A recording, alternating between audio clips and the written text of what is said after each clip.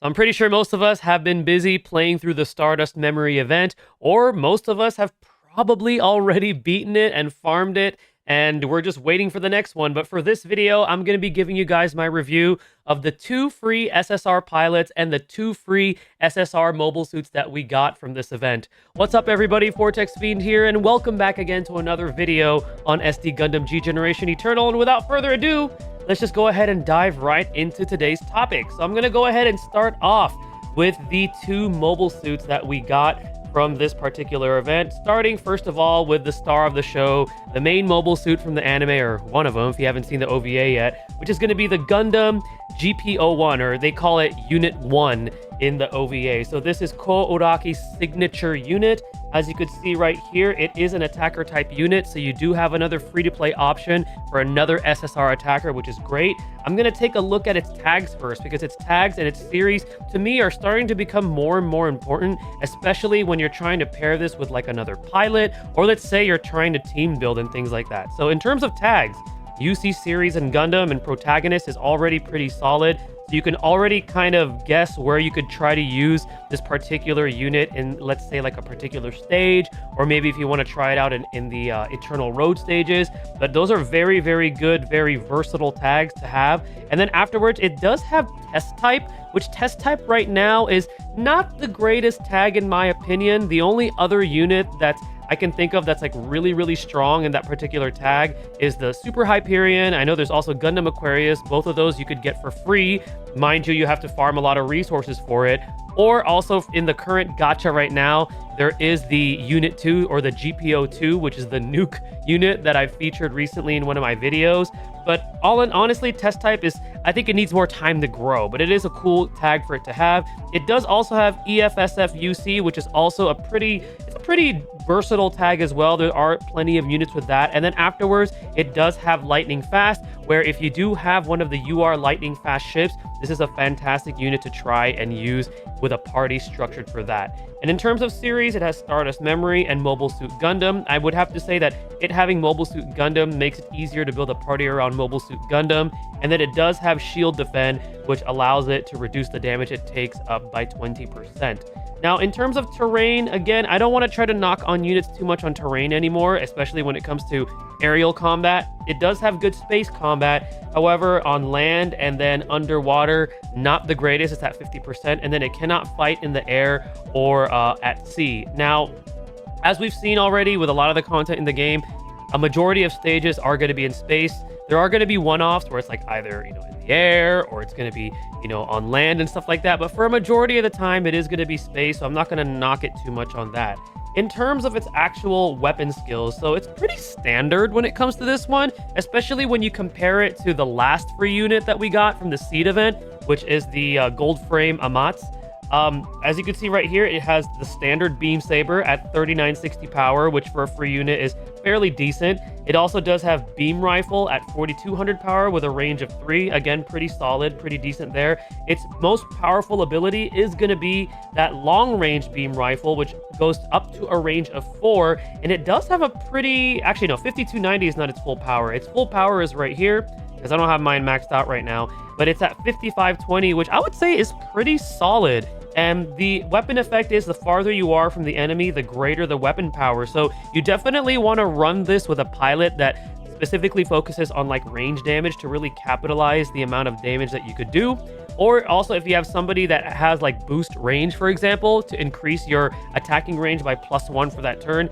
Very, very good solid option for that as well. But all in all, it does have some pretty, I would say, solid, nothing too crazy, but they're solid weapon skills. Now, in terms of its abilities, it has increased attack and also increased attack level 2 with HP conditions. So if it's at 75% or above, it gets a 15% attack increase. So it actually has a pretty solid amount of attack when you think about it. It's 10,771 where I have it right now. And if I did SP convert it, it would be a bit higher. So in terms of like raw damage output for a free unit, this one is pretty solid. And I went ahead and also gave this one the test type modification if you were able to pick this up to give it an additional 200 attack. So that's also something cool. So let's say you pick up a test type type of a modification, you can equip it on this unit since it does have that tag. But all in all, I will say that the unit is solid.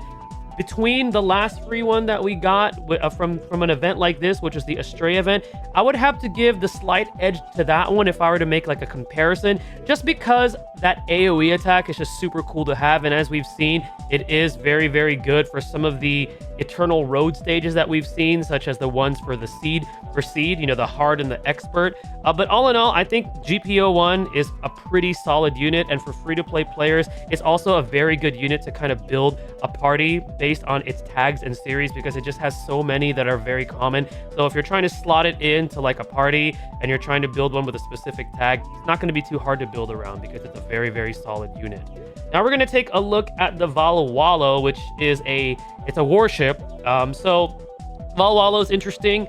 It is a defender unit. In terms of tags, it has UC series, Mono Eye, Mobile Armor, Xeon being pretty good because there's a lot of Xeon units, Large Machine, and it also has Unstoppable. So that Unstoppable tag definitely sticks out for me because there are currently 2 available UR Unstoppable ships that you could potentially pull that are very, very good.